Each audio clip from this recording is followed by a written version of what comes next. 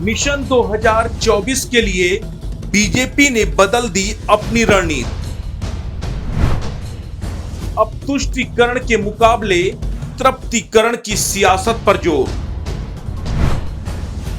हिंदुत्व के एजेंडे के बाद अब बीजेपी देगी तृप्तिकरण के एजेंडे को धार।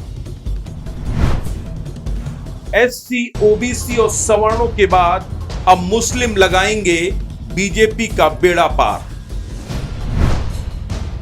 मुस्लिमों के एक बड़े तबके पर है बीजेपी की नजर। क्या है मिशन 2024 के लिए बीजेपी का ऑपरेशन मुसलमान?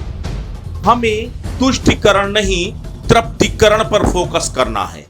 हाल ही में हैदराबाद में हुई बीजेपी की राष्ट्रीय कार्यकारिणी की बैठक में पीएम मोदी द्वारा कहे गए ये शब्द साफ इशारा कर रहे हैं कि बीजेपी अब अपनी राजनीति में बदलाव लाना चाहती है। बार बार चुनावी जीत का स्वाद चख रही पार्टी अब इस स्वाद को स्थायी बनाए रखना चाहती है।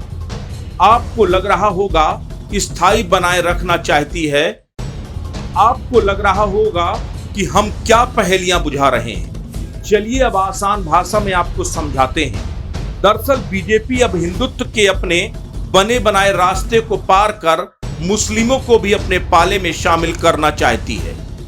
हो सकता है सुनने में आपको ये अजीब लगे, लेकिन यही सच है। सूबे की सबसे बड़ी पार्टी बीजेपी की रणनीति की बात करें तो 2022 के चुनाव में बीजेपी ने पसमानदा मुस्लिम समाज पर चुनावी प्रयोग किया था और कुछ हद तक इसमें सफलता भी पाई थी। यही वजह थी कि सरकार दोबारा बनने के बाद पार्टी के संगठन महामंत्री सुनील बंसल ने एकमात्र मुस्लिम मंत्री पसमानदा समाज से ही चुना।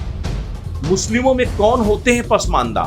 अगर हम हिंदुओं से तुलना करते हुए सीधे शब्दों में समझें तो मुस्लिमों में ओबीसी, एससी और एसटी जातियों के समूह को पसमानदा कहा जाता है। किन जातियों पर ज्यादा फोकस है?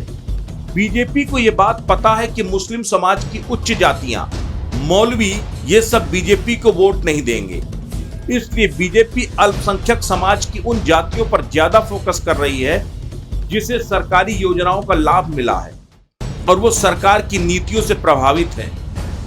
इनमें 8 जातियां मुख्य हैं जिनमें बीजेपी अपने वोटों का हिस्सेदार बनाकर विपक्ष को नेस्तनाबूद करना चाहती है। ये 8 जातियां हैं: मलिक मतलब तेली,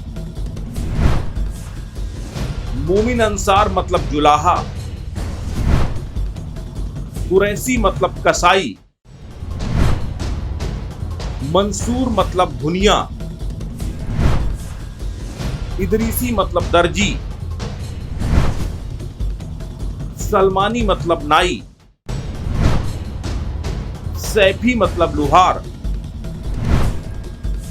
हवारी मतलब धोबी।